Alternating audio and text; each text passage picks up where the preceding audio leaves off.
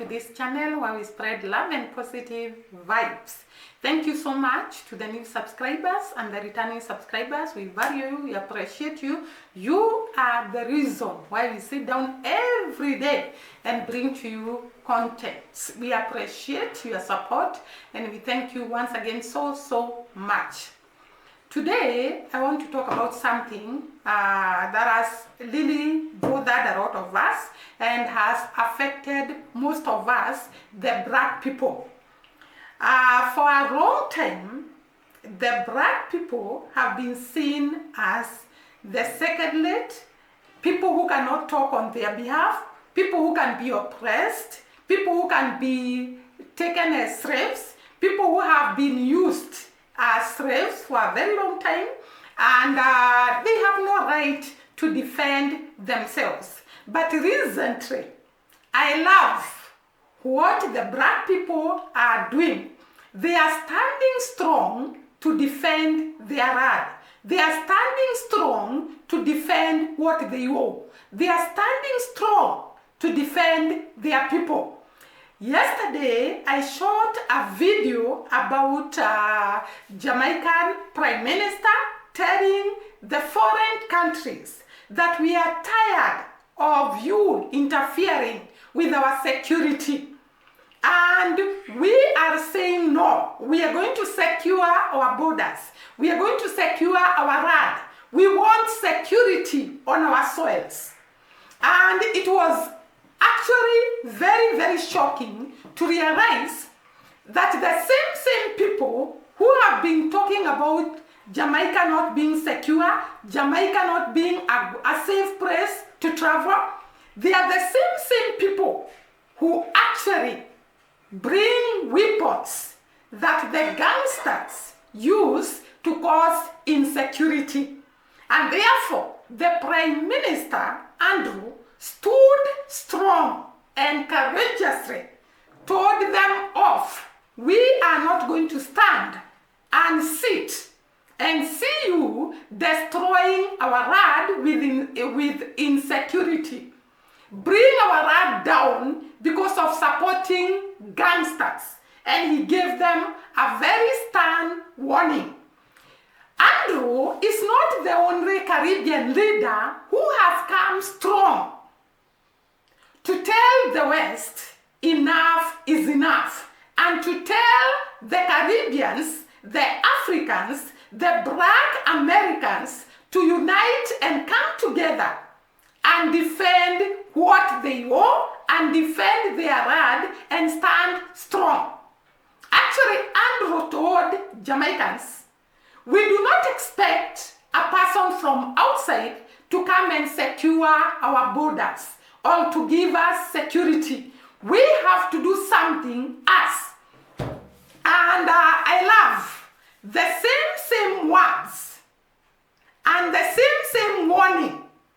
We have had the Caribbean leaders coming out so strongly to actually rebuke the oppression that is given to the black people and the Africans by the whites. And one of the leaders who has been vocal in highlighting the oppression of black people and the unequal treatment of the black people is Mayor Motri. Mayor Motri is the Prime Minister of Barbados. And during her talk in one of the African summits, he called upon the Africans to stand strong and defend their land, to unite and build a strong Africa, to liberate themselves from highly dependence on the Western countries such that they can be made slaves. He was very vocal on Africans liberating themselves, Africans being free, Africans and the blacks fighting for their rights. Maybe we can listen to her talk before I move on with the video. To congratulate you on what has been a magnificent display this morning by your armed forces, by your civilian persons, by the school children of this country. And may I say, as I saw the stiltmen and the masqueraders, Mr. President, just as you felt when you inspected our troops in Barbados that you were in Accra, I feel today that I am in Bridgetown at Cropover when I saw the masqueraders and I saw the stiltmen move through this stadium. It is a reminder always that we are truly family. So let us not look north, let us look west, and let us look east, and let us be determined always to remove the middleman, to remove the middle leg, and to remove the middle passage.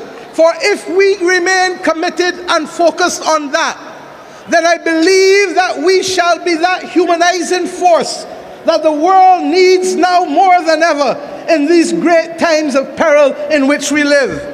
For we will know what we must do to bring justice to the fight against climate. And we will know what we must do to bring reparations to those people who have lost. And we will know what we must do to ensure that those in this continent and in the Americas should not be deprived of vaccines at a time when other countries literally are throwing them away as if they didn't matter. For we shall know when the next pandemic comes how to fight it and who to protect. Mr. President and the people of Ghana, I leave you today confident that you shall continue to light a beacon for those of us not only in the continent of Africa but across the world, and we shall join you in holding that beacon, that everlasting fire, if only because it is a moral and just fire, it is a moral and just fight that we wage. But we are equally conscious that those who labor in a great cause, my brothers and sisters, shall never fail. Long live the Republic of Ghana, long live the Republic of Barbados, long live the Caribbean civilization, long live the civilization of Africa. Thank you. I hope you have heard Mia Motri talking strongly to the African leaders and telling them they have to defend what they own. They have to stand with their countries. They have to say no to oppression. They have to say no to unequalness. And therefore, the Caribbean leaders and the African leaders, all of them have combined together to come and refuse any kind of oppression, any kind of injustice, any kind of falsehood being done what? Being forced into the people. Apart from Mia Motri, the Guyana leader was very, very vocal and very, very strong on defending the people of Guyana and actually warning those countries that are used to exploiting black people and not recognizing them as equal partners in all what they do. Maybe you can listen to the Guyana reader before I come back. OK, let me ask you a question, Mr. President, on behalf of all of our viewers who would be covered by this. Why should somebody who maybe had an ancestor 7 or 8 generations ago, long before they were a twinkle in their great-great-great-great-grandparents' eye, why should they have to pay now for what an ancient ancestor did? Or why should they apologise for what an ancestor did centuries ago? Why do they still carry that burden? Wow. Did you hear that? Oh, it's not a burden at all. You are one of the beneficiaries of that slave trade.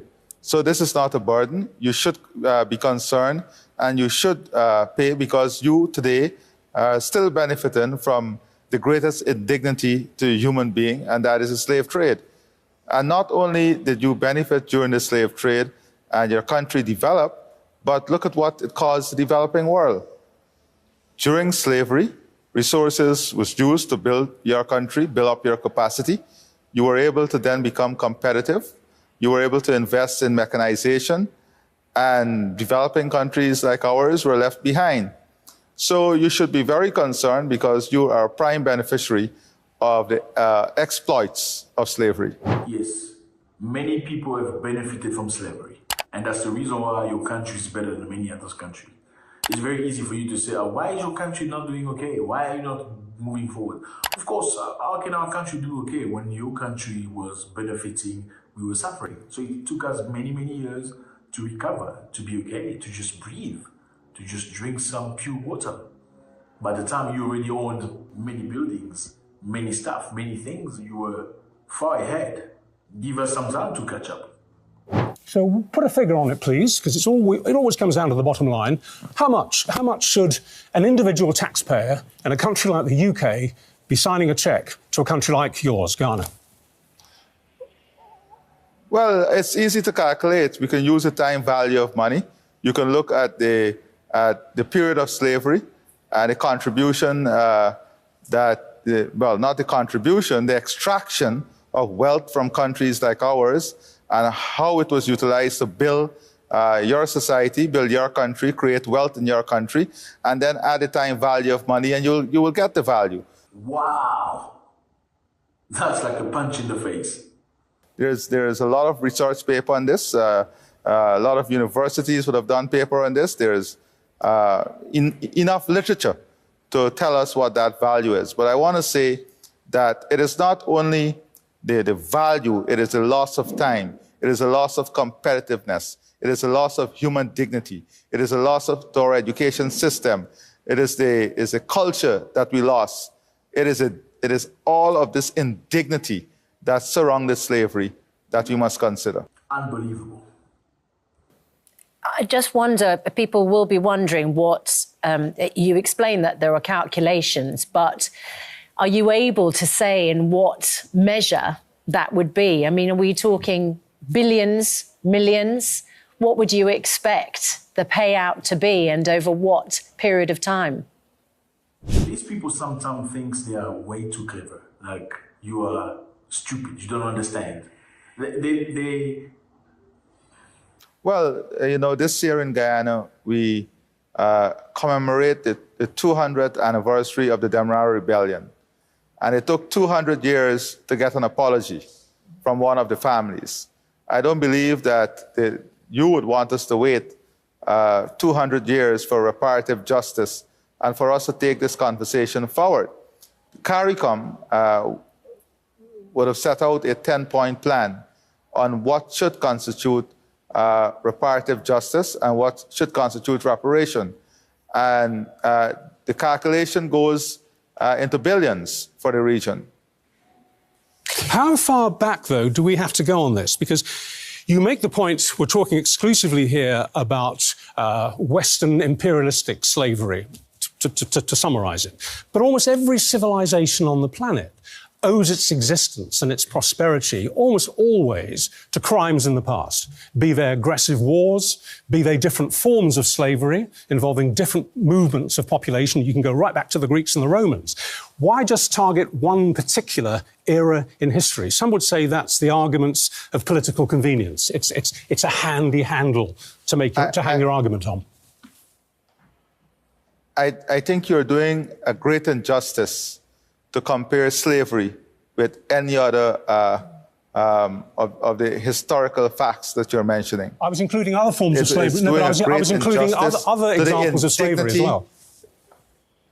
To the indignity that slavery brought to people, that is the first thing. Now, that's a president for you. He speaks it like it is. He doesn't mash his words. He's very calm. He's not screaming, but he's telling you the truth. I'll give you an example. Coming on to your program a few moments ago, you were speaking about net zero and climate justice. We are speaking about, the world is speaking today about climate justice and compensation and how we address the issues of climate change. And this is the problem. We live in a very unjust society. We condemn completely the war in Ukraine. But if you look at the mobilization of resources in the war in Ukraine, in 2 years, you have mobilized more support for Ukraine than we have mobilized for Haiti for 60 years. You have mobilized more support for Ukraine than we have mobilized for Palestine for 20 years. You have mobilized more support for for Ukraine in just 1.5 years, and we mobilized to address the issue of hunger in Africa for 3 years. And that is the type of, unjust way we have been dealing with these crises. And we are not going to tolerate the injustice that occurred during slavery. Very briefly, coming back to where we came in, one of the points you're going to be making today is about our royal family. And you feel that it's not just about the finances involved here in terms of reparations for slavery, it's about the gestures. And you think that the British royal family should make a big gesture, don't you? What do you mean? Hand over a palace to your country? Well, no, we don't want the British to hand over a palace that we built. You know, if you go into many of the palaces in Britain, you will see the lovely green heartwood from Guyana. You will see the sweat, tears, and blood of the slaves who were exploited. So what do you want? And the revenue that was earned from their exploitation. So we're not asking for a palace. We're asking for justice and a fair form of justice to the ancestors and to the greatest injustice that has ever been done to human beings. We look forward to We're not asking for palaces. You can enjoy the palace, and when we visit you, we'll also enjoy. Guys, I love what these readers are doing. They are actually so bold, so strong in communicating to the foreign governments that enough is enough and we cannot take it anymore. Apart from the Guianan leader, there is the South Africa, Murema Julius, is it Mulema Julius? Yeah. Who came strong and told Elon Musk, you cannot bully us. You cannot dictate to us. And he also came very strong, warning Elon Musk against threatening South Africa, threatening the people of South Africa, and doing all what Elon Musk was doing. And maybe you can listen to Julius, one of his videos, before we can bring the other video where he was warning Donald Trump, the American president. So let us listen to Julius Murema, then I'll come back. EFF leader Julius Malema has criticized U.S. President Donald Trump for cutting future funding to South Africa in response to his interpretation of the land reform policy here. While the EFF does not agree with parts of the Expropriation Act, Malema says Trump should not be interfering in the matter.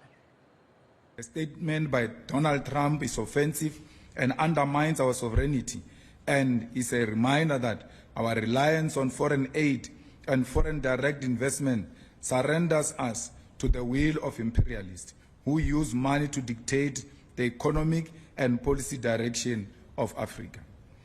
We want to make it categorically clear to the President of the U.S.A.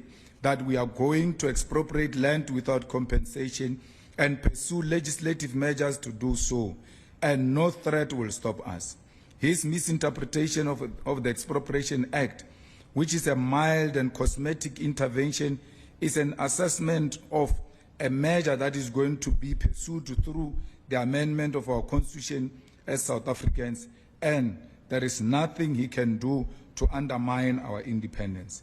The EFF reiterates its position that we must build state capacity, build a strong agricultural and industrial nation which will not depend on the West, and intensify trade relations with progressive nations such as China, Russia, and nations within BRICS who do not use foreign policy as an instrument to impose their will or bully other nations into submission. I hope you have seen how strong the African leaders are in refusing any type of oppression. Actually, Julius Murema told Americans that we don't have to rely on your grants. We don't have to rely on your loans.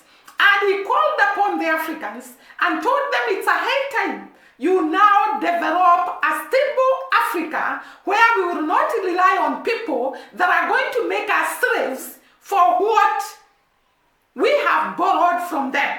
And there is this woman, let me first finish with Julius, then I'll come to this woman who was so strong on what can be done to black people if they allow to be controlled by the white people. And therefore, Malema tells Donald Trump, of course, let me give you a background history of this story. Now, Elon Musk, there is a video that Julius had sent on social media, and there is something he said, and it was interpreted badly by Elon Musk, and Elon Musk came out so strongly to call Julius a criminal and to ask for his arrest. And therefore, Africans came out so strongly to defend Julius and to stand with him at this time.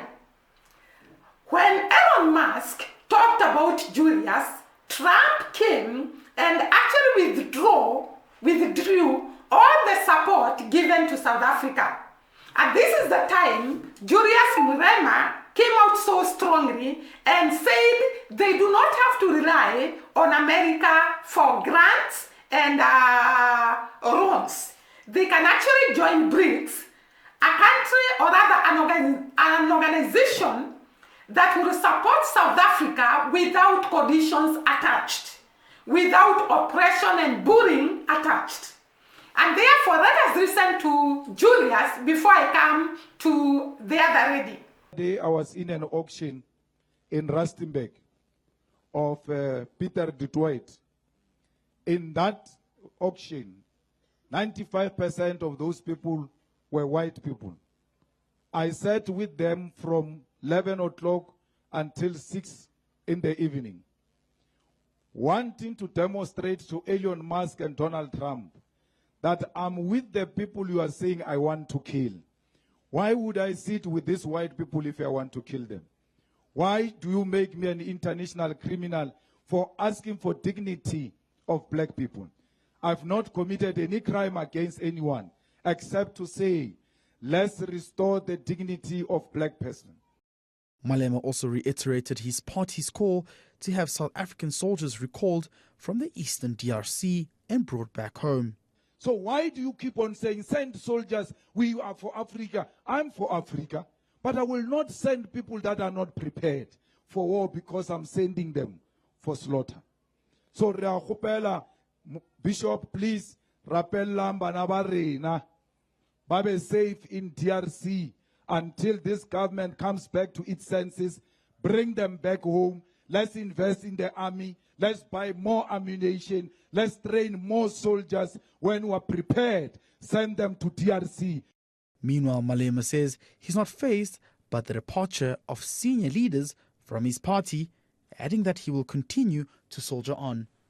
Bule Litri. I hope you have heard the strong and courageous talk by Malema telling Americans, you cannot bully us, you cannot threaten us, you cannot just treat us the way you want. We are a sovereign land and you cannot interfere with our sovereignty and make us look like we are under a superior country than you. And therefore Malema comes strongly to say no to America. And actually he said South Africa soldiers are going to be recalled from DRC Congo. We all know what is happening in DRC Congo. There is a lot of fighting going on. And according to Julius, it's like it has something, let me not just preempt it because we are not very sure, but Julius actually talked about withdrawing of South African soldiers from DRC Congo. Malema also talked about land injustice in South Africa, and he actually said these land injustices are going to be resolved because people come and own large pieces of land, and this is a problem here in Africa. In Caribbean, we have had Jamaicans talking about the land ownership, and therefore he says that South Africa, they will not allow the foreigners to own land. And this step has actually been taken by Burkina Faso President Ibrahim Traoré. He has actually passed a law whereby foreigners are not supposed to own land. And when he was rebuked, he defended himself by saying the land of Burkina Faso belongs to the Burkina Faso people, and they should first be the first beneficiaries before other people comes to benefit from Burkina Faso's land. Maybe we can have a video of Ibrahim Traoré and how he passed a law that prohibited foreigners from owning land in Burkina Faso. As 2025 begins, Burkina Faso's revolutionary leader, Captain Ibrahim Traoré, has delivered a decisive blow to foreign interests with a historic land reform policy that is reshaping the economic and political landscape of the country. Under his leadership, the Burkinabe government has taken full ownership of all land, making it legally impossible for foreigners to hold title deeds. This bold move has sent shockwaves across Africa, causing panic among Western investors and politicians who have long relied on Africa's weak land policies to secure massive agricultural and resource extraction deals. While critics have rushed to label this policy as dictatorial, the Burkinabe government has firmly defended the decision, arguing that it is a necessary and strategic measure to safeguard national sovereignty, prevent land exploitation, and ensure that the country's resources are used for the benefit of its people. But what exactly does this reform entail? How will it impact Burkinabe farmers, businesses, and foreign interests? And most importantly, why is this policy so crucial for Africa as a whole? On February 5th, 2025, the Burkinabe Council of Ministers approved a groundbreaking land reform bill that permanently shifts land ownership from private hands, especially foreign entities, to the government of Burkina Faso. The bill was formally enacted in a meeting attended by President Traoré, where Minister of Economy, Dr. Abubakar Nakanabo, outlined the key objectives of the reform. Through this bill, land now belongs to the state, Minister Nakanabo declared. The bill introduces three major changes to Burkina Faso's land ownership system. 1. The state now owns all land. No individual business or foreign entity can claim absolute ownership of land. 2. Foreigners are barred from holding title deeds. They can no longer inherit or permanently control land in Burkina Faso. 3. A long-term lease system is introduced. Instead of land ownership, both locals and foreigners can apply for long-term leases ranging from 18 to 99 years, primarily for agriculture, industrial development, and public infrastructure projects. This policy fundamentally alters Burkina Faso's historical land tenure system, which had been based on customary land rights. For decades, land ownership in Burkina Faso was rooted in customary traditions, where local communities controlled and allocated land based on ancestral claims. Land was passed down through generations, and families maintained a strong sense of security over their lands. However, this system was deeply flawed due to lack of legal documentation. Most landholders had no official records proving ownership, making land disputes common. Elites exploiting the system, wealthy individuals, including politicians and business moguls, manipulated customary rights to amass vast amounts of land while local farmers struggled. Foreign entities acquiring land through corrupt deals. Western corporations, Chinese investors, and other foreign groups quietly bought land, taking advantage of weak land policies to control fertile agricultural areas and resource-rich regions. The new law eliminates these loopholes by transferring all land ownership to the state, allowing the government to regulate and distribute land fairly. While critics, especially from Western media and political circles, have labelled this bill as an authoritarian power grab, the reality is that Burkina Faso is simply reclaiming its sovereignty over its land. For too long, Africa's weak land policies have allowed multinational corporations and foreign governments to exploit its natural resources, with little benefit to local populations. By placing land under state control, the government of Burkina Faso can now prevent foreign exploitation, Foreign investors will no longer be able to purchase vast tracts of land for commercial farming, mining, or real estate speculation. The state can now allocate land more efficiently for public infrastructure, industrial projects, and agricultural development. Resolve land disputes fairly. By centralising land control, conflicts between farmers, herders, and indigenous communities can be better managed. Traoré's decision is part of a broader struggle across Africa to reclaim land from foreign control. Land grabbing by multinational corporations, investment firms, and even wealthy foreign billionaires has become one of the biggest threats to Africa's sovereignty. Now you can see the steps the African leaders are taking to refuse oppression, to refuse injustice, to refuse mistreatment, to refuse bullying, to refuse anything that is imposed on them by the foreign countries. And there is this other lady that I saw her video, who is called Alkana. I think her name is Alkana, and she talked strongly on the African unity and talked strongly on the Africans running away from oppression that is imposed into us. She talked about reparation that has been done in all the countries apart from the black countries. Reparation is actually It is a payment that is done by a country that did very wrong to another country, and in repaying them for the pain they went through, they are given the reparation in terms of money. The reparation has been given to China, has been given to other countries, but not to black countries, according to this lady Alkana.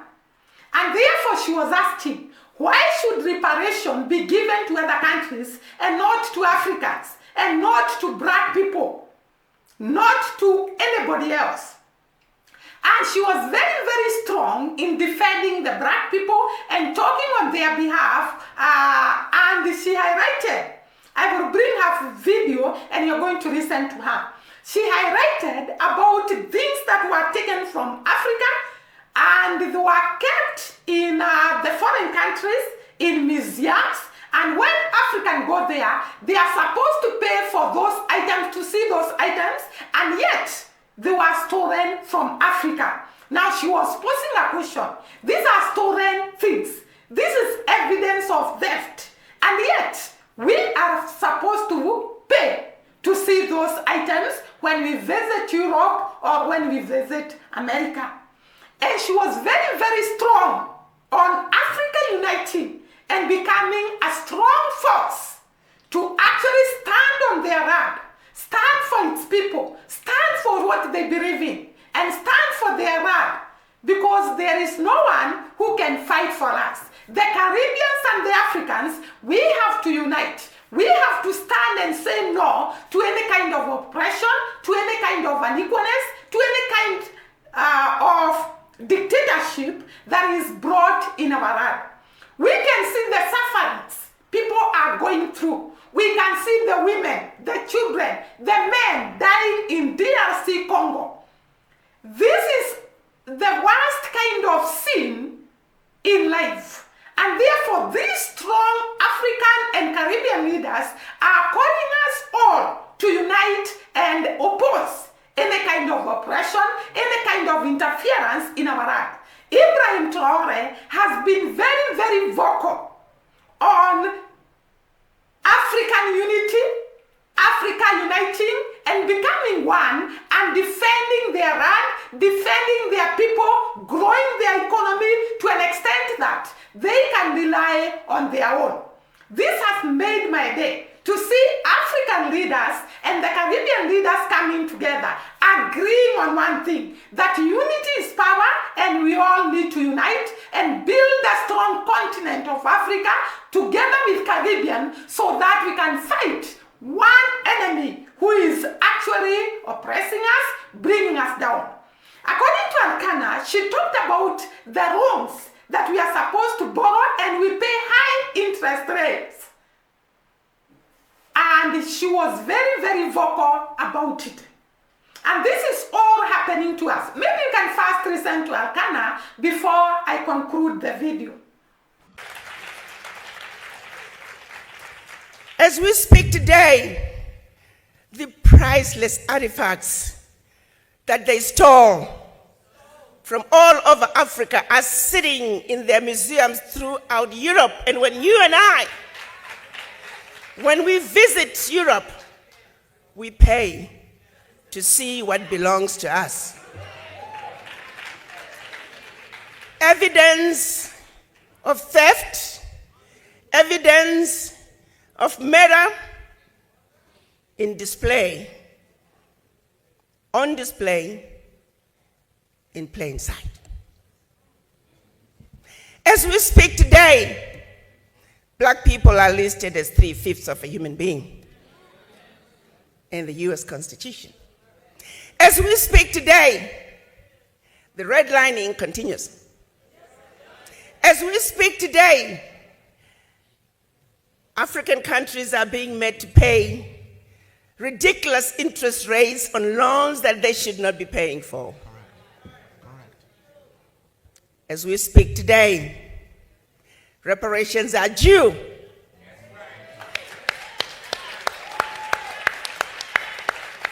Everybody else has been given reparations, expect us.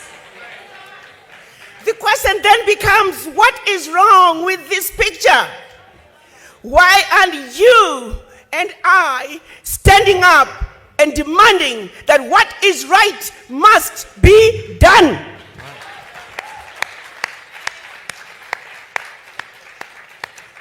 I can tell you why. Because no other race would stand for a minute what is being done to us. How long do you think a finger of a British soldier lasts in Zimbabwe? How long do you think a thumb of a German soldier lasts in Namibia? Not even a minute. They would storm in, kill hundreds, if not thousands of people just to recover that one finger. Why is it that we are unable to come together and speak our truth and demand that what needs to be done must be done?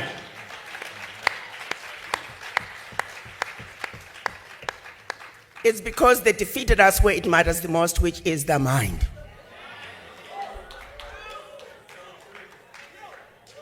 It started with the missionaries in Africa long before slavery. They were sent by the Roman Catholic Church to subdue the Africans, make them believe that when you get slapped, turn the other cheek, and that your riches are in heaven.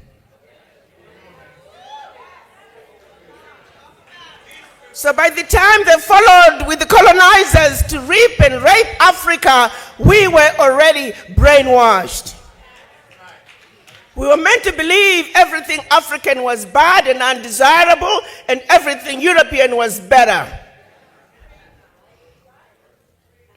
And the same brainwashing continued as our children were taken out of Africa enslaved. It continued on the plantations, color gradations, light-skinned versus dark-skinned, field workers versus kitchen workers. To this day, we suffer from the legacy of slavery and the legacy of colonization.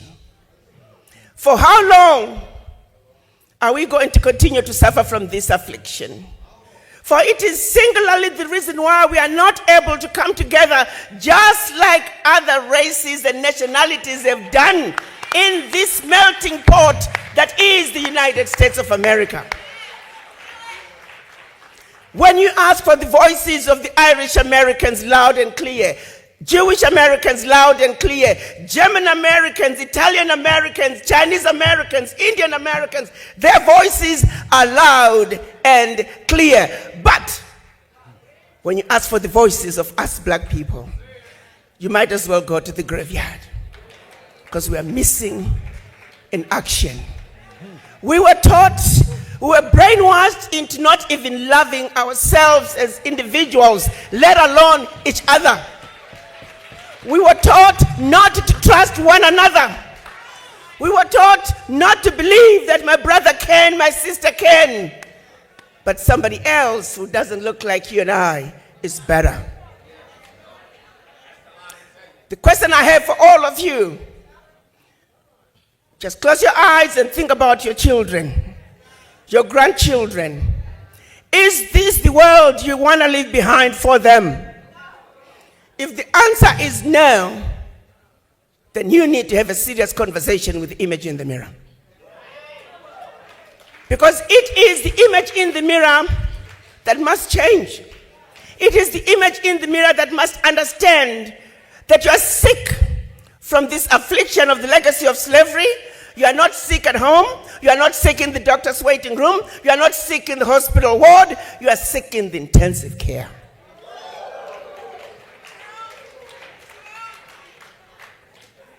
How long are we going to continue to support other people's agendas?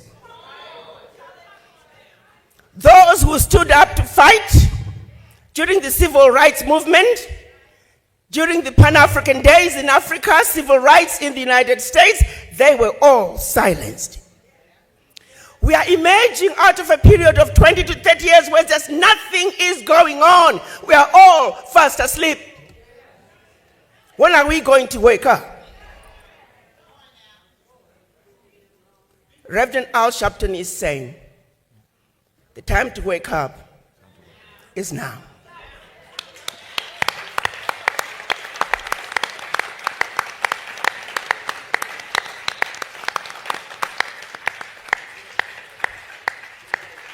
Reparations now.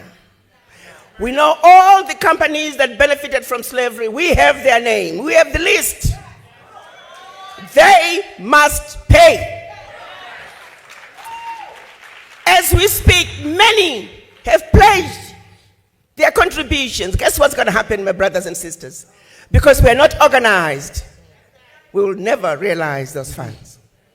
And they will hide behind, oh, they are disorganized.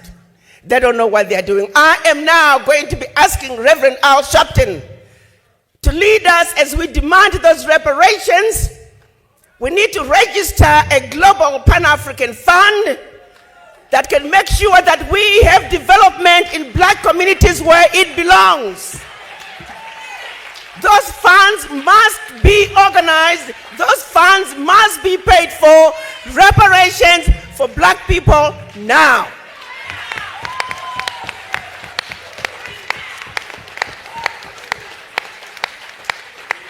No more shall we continue to be abused. No more shall they continue to exploit our Africa. What is in Africa is our birthright, and we are going home to take it. No more shall we be told Africa is a diseased and dying continent because they are going to Africa in droves and telling you to not go there. So this moment is calling for unity of purpose. And before I leave this platform, I'm going to ask all of you to take a moment. If you love your children, if you love your grandchildren and their future, to have a serious conversation with image in the mirror. No justice, no peace. No justice, no peace. I thank you. You don't expect those who put us in a position of servitude to undo the damage. They will continue it for as long as we are stupid enough to continue to listen to their lies. Wake up, Africa. Wake up, black people around the world. Africa is your problem. Own it, the good, the bad, and the ugly.